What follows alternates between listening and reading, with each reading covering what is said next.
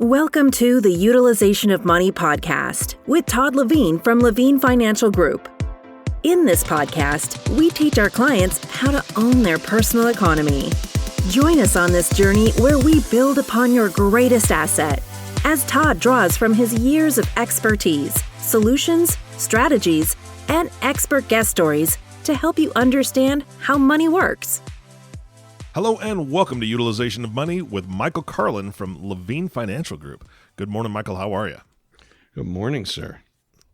I'm really interested in this topic because I think anybody that's listening to this would like guaranteed income, and that's the subject today: the importance of guaranteed income.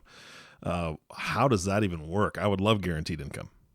Right on. Well, the problem with the world in which we operate is that outside of retirement age and outside of something called Social Security, which I hope will go on in perpetuity, but for the moment we can't guarantee anything. Mm-hmm. But I would be willing to say that unlike grandparents' generation or anyone over the age of 70 approximately now, with the exception of very few groups of people with a pension, the world of guaranteed income has kind of ceased.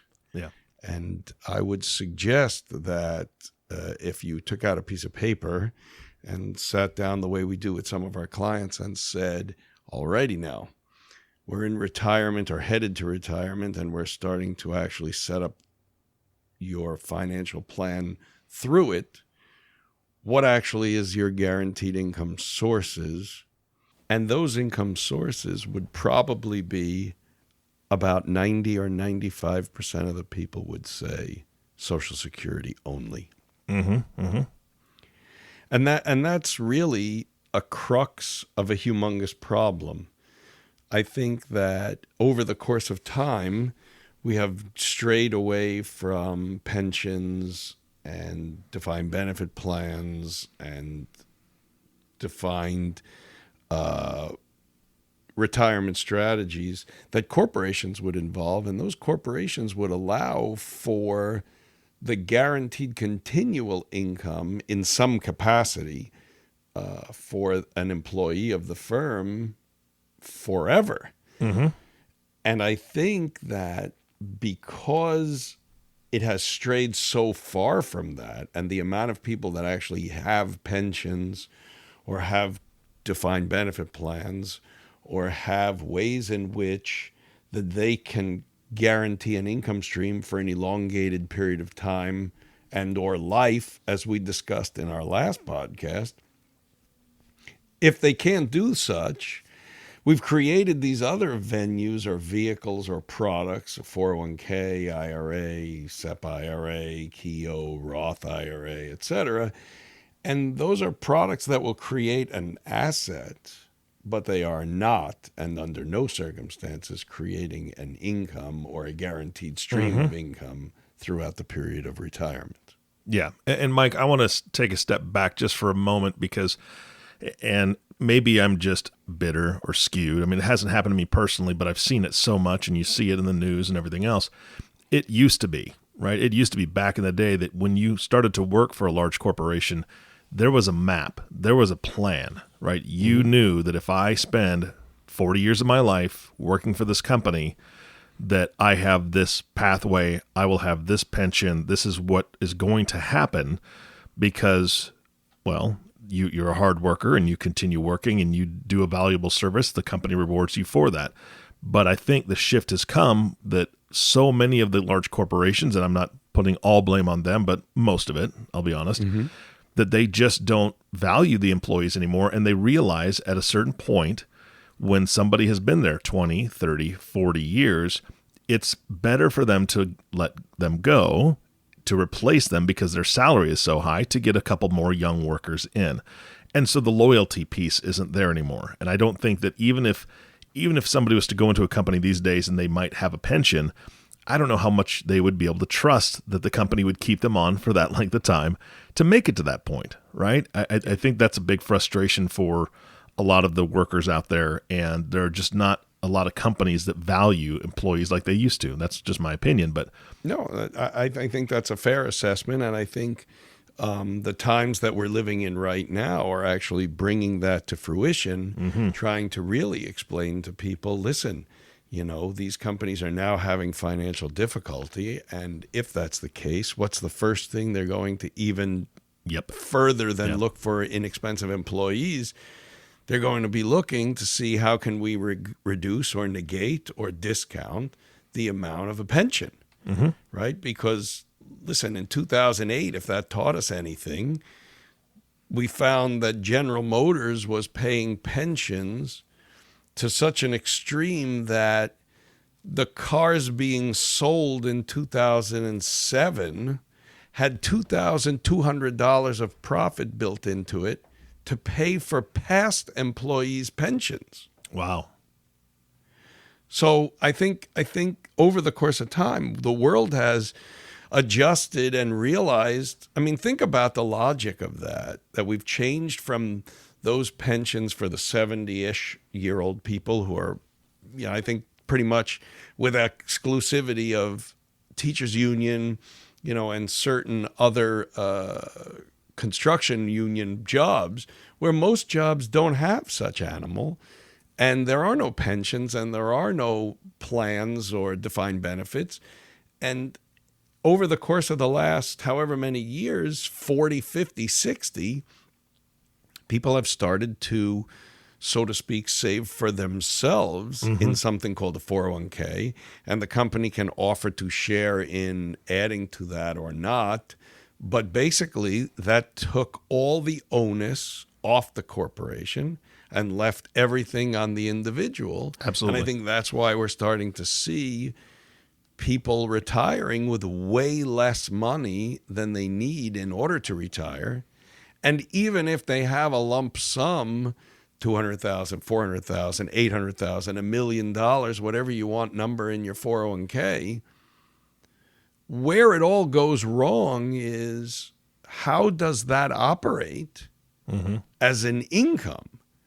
See, I'm going to regress for a second, but before I do, I just want to say that the problem with most people with retirement, and the reason why guaranteed income is so important in retirement, is because you've created so many assets over your years, and you've made whatever you thought was an appropriate decision to save, and whether or not it was in a 401k or an IRA or all of the KEO, all those things we discussed before, whether or not you've chosen whichever product or vehicle to save your money into, you've come to the retirement age with a lump of cash, whatever that lump may be. I don't care if it's $200 or $2 million. But the strategy and the reason why we all need a plan is what happens next. In retirement, it's not the same game as saving money into a vehicle and figuring out that you have an asset worth $1 million.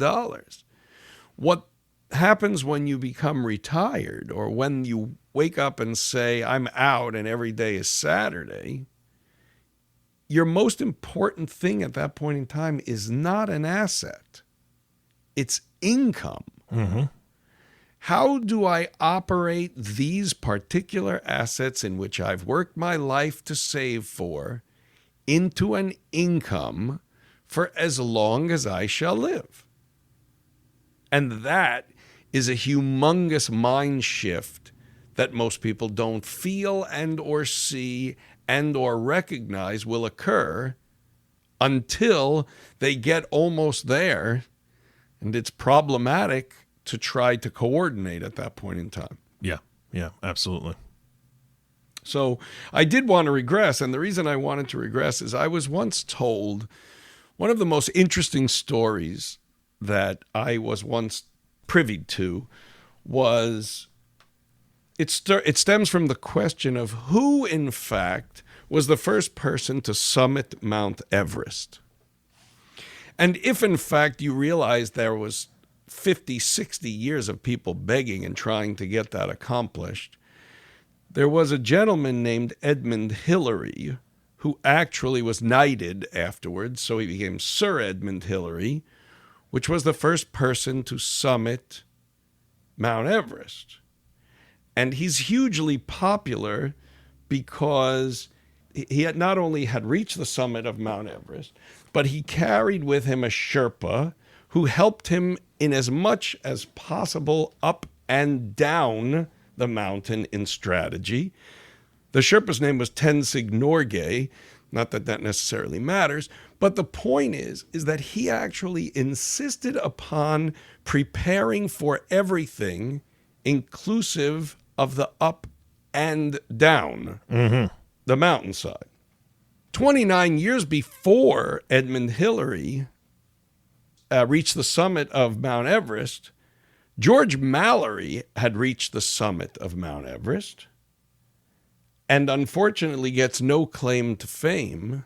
And the reason was because 600 feet from the summit on his decline or descent, he died. And the reason was he had a poor plan, if none at all, for the way down once he had reached the summit. And that shows a humongous difference between the two people, how they planned and how they reached what they were where their goals were for the forward rest of their life post facto. And I love to tell that story because to me, it tells exactly what we talk about. Every day we're having a discussion with someone at some point is going to reach the age of retirement.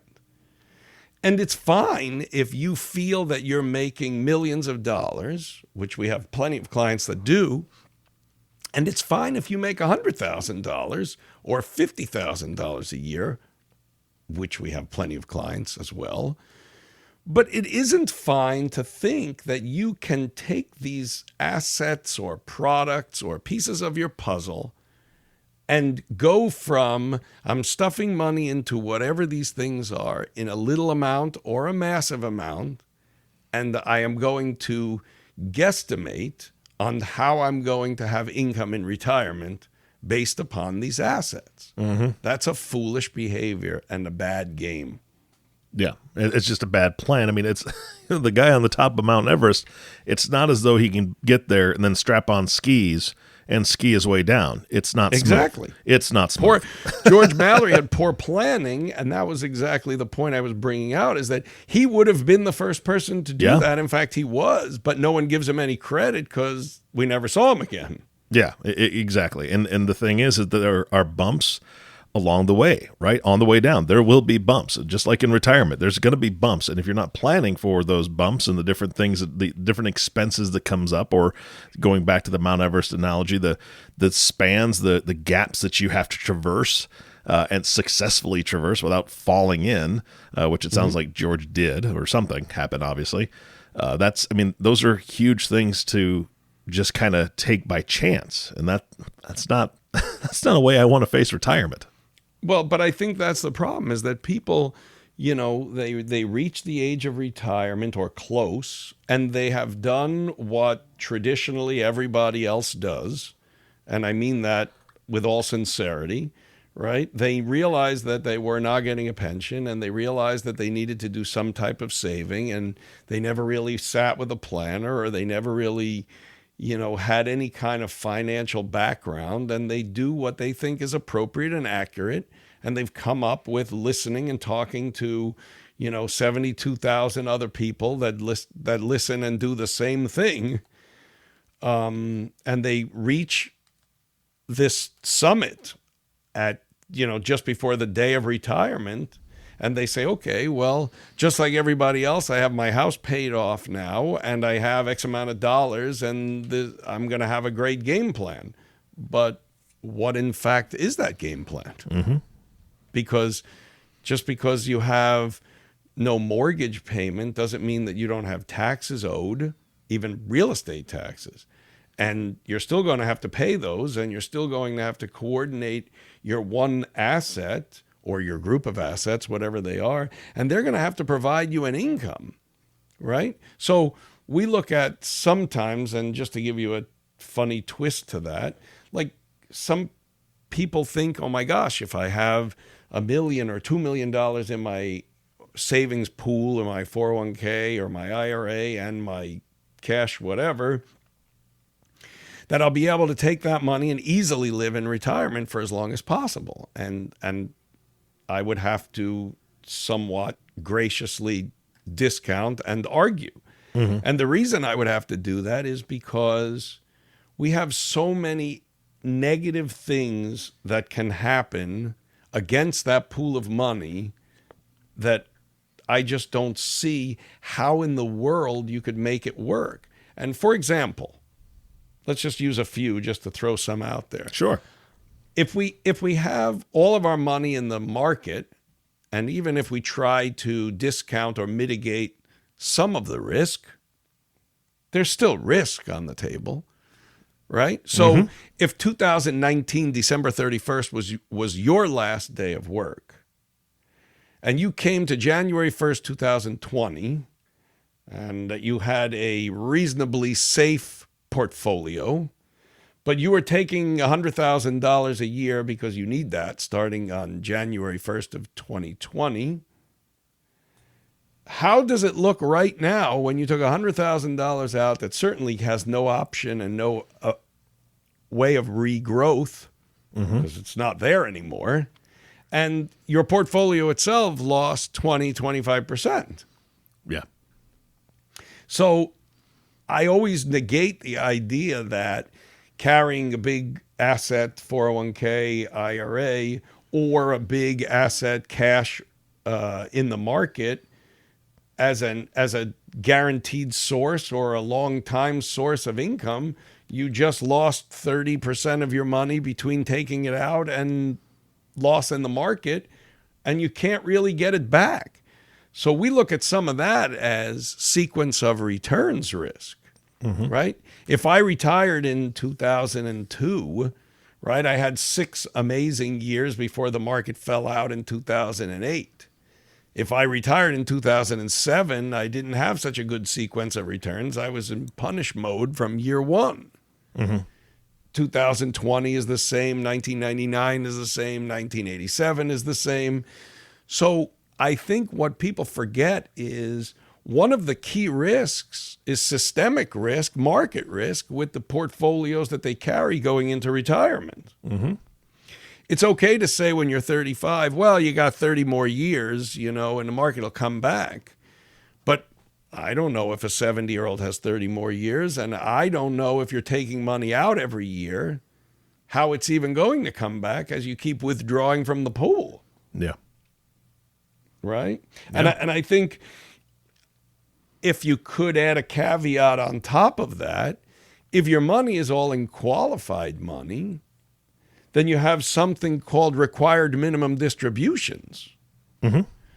So most people have absolutely no idea what that is. And if they do, they're learning that way too late in the game. But required minimum distributions is the government knocking on your door, basically saying, I don't really care that you only made 2% this year on your money.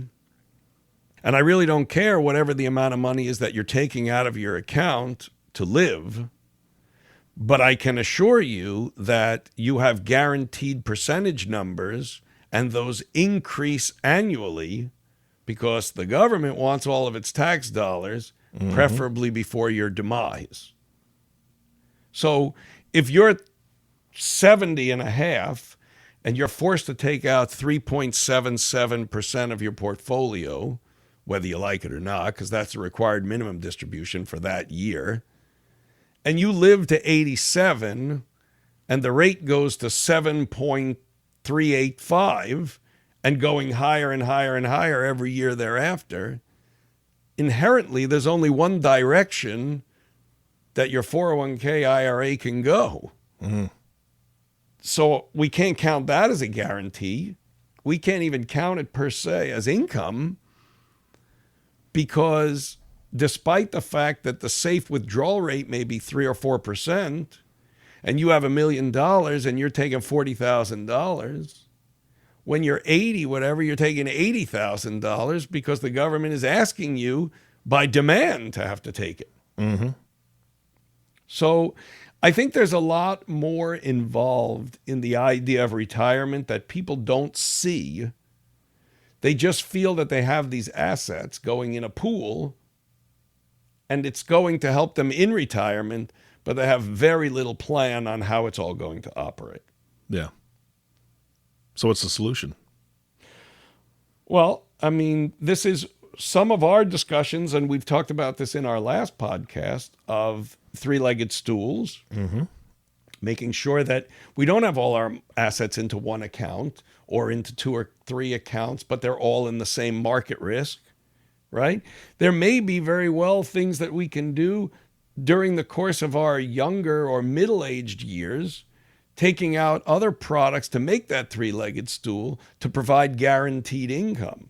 An annuity is a perfect example of such, right? We're avoiding the sequence of returns risk. We're avoiding the required minimum distribution risk. We're re-engineering into more than one asset to protect all of it, and in addition, creating a guaranteed income stream. Because whatever that annuity is going to kick off, if you purchase those with the correct guarantees and riders, that will last through the course of your and or your spouse's lives. So now you're creating what we call the income floor, where your floor is, if it's only Social Security right now, and you put in what we would consider an annuity, and it would be a guaranteed amount that would reach a guarantee of income for the rest of your life, you would find yourself in a much more interesting place than trying to figure out, I have $1 million and I'm only allowed to take 3 or 4% until the government forces me to take more. And what am I going to do with the rest of this money? And how is it going to grow if I try to reallocate it into something else? Where most probably you already know, if you're going to be getting it that way, you're going to be paying a lot of tax and you're going to be spending the money guaranteed. So I always find it somewhat difficult to begin a process with a financial plan with a new client who's a little bit closed-minded and only willing to think of it in those regards. I think that you would find an inordinate amount of people trying to retire with a house paid for and trying to retire with a pile's worth of money in a 401k. But if we look at that really as a whole, not really sure what kind of guaranteed income stream either one of those would provide you. It's always about having someone help you and having someone be able to show you a way and to be your support staff the whole way up and down, right? Or whenever it is that we would come to meet. If I need an electrician, right, because I have electrical issue, I hire an electrician. If I have plumbing issue, I hire a plumber. I don't know why people think that it's so easy to do the most challenging thing you could do in your world, which is work on your finances by yourself. Yeah. But I know that those people are going to end up like George Mallory. And I want to be the Tenzing for these kinds of people who are open-minded and willing to learn and work with me.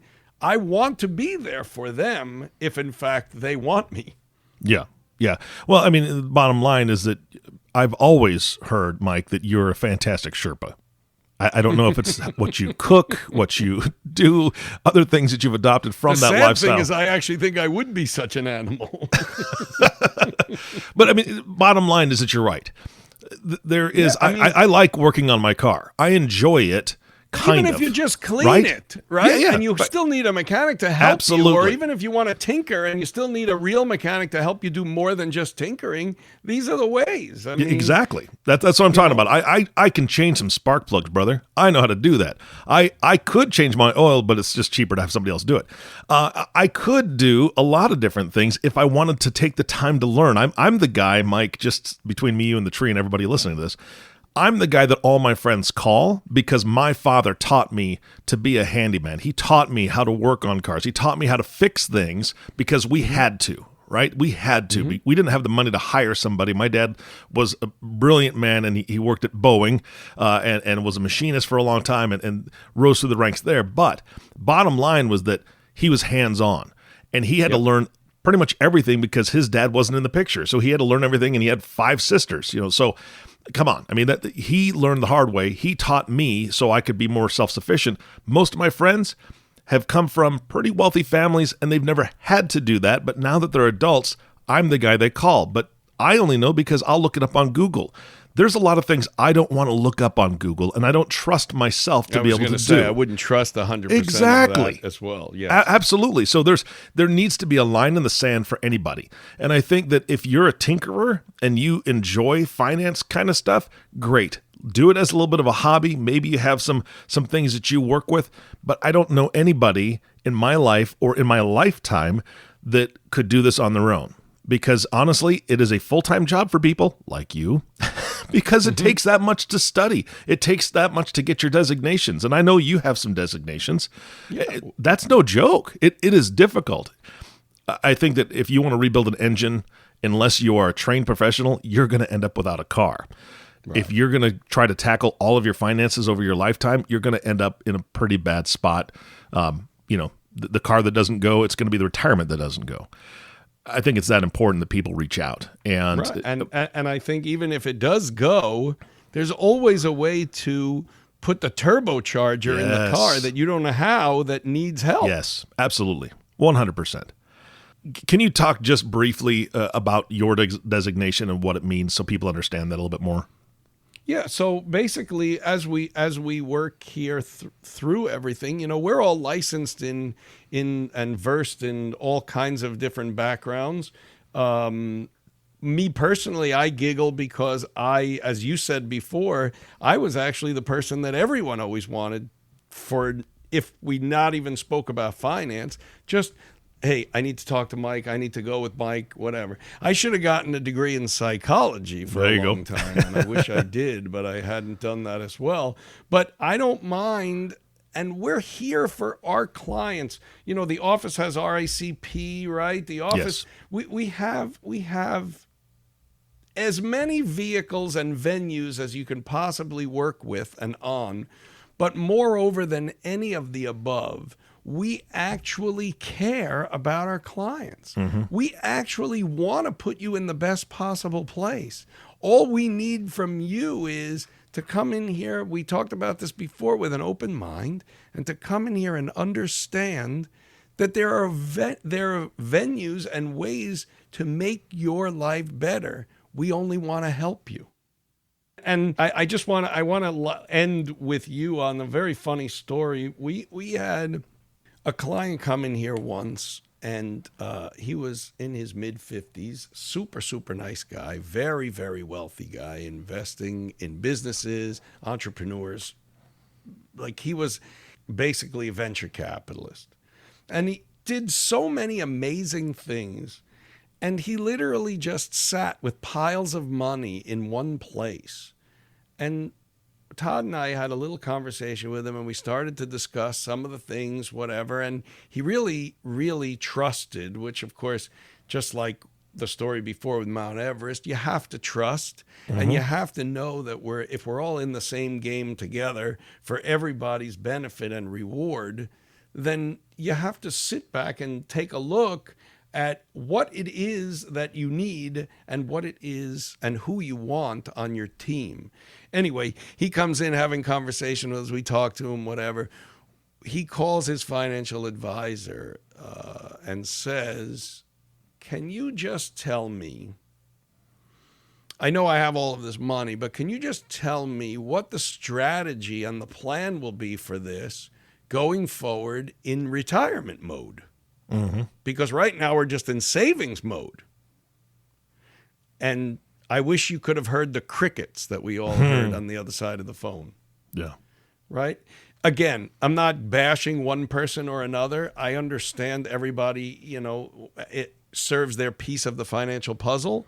But the idea is, if we're going to work to plan and we're going to create something that will help maximize or attempt to maximize your future income and your future benefit for retirement, I don't really see how there's any negative. Nobody wants the infamous story to be riding with a full tank of gas in the middle of the desert and realize that they only have a third of a tank of gas left.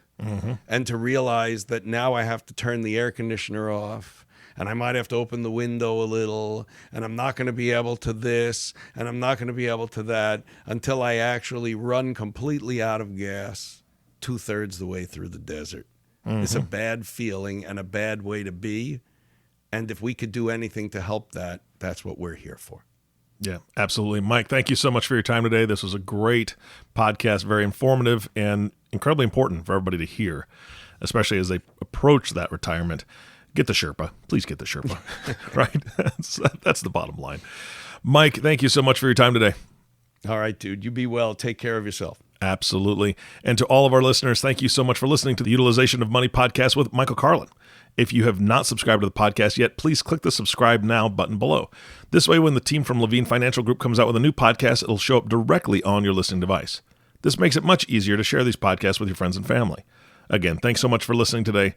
For everyone at the Levine Financial Group, this is Eric Johnson reminding you to live your best day every day. And we'll see you next time. Thank you for listening to the Utilization of Money podcast. Click the subscribe button below to be notified when new episodes become available. Michael Karlin is a registered representative of Park Avenue Securities, LLC, PAS. OSJ 1150, Raritan Road, Suite 201, Cranford, New Jersey, 07016. Securities products offered through PAS, member of FINRA, SIPC. Financial representative of the Guardian Life Insurance Company of America, Guardian, New York, New York. PAS is a wholly owned subsidiary of Guardian. Levine Financial Group is not an affiliate or subsidiary of PAS or Guardian. California Insurance License Number 0K13300. Guardian and its subsidiaries and agents and employees do not provide tax, legal, or accounting advice. Consult your tax, legal, or accounting professional regarding your individual situation.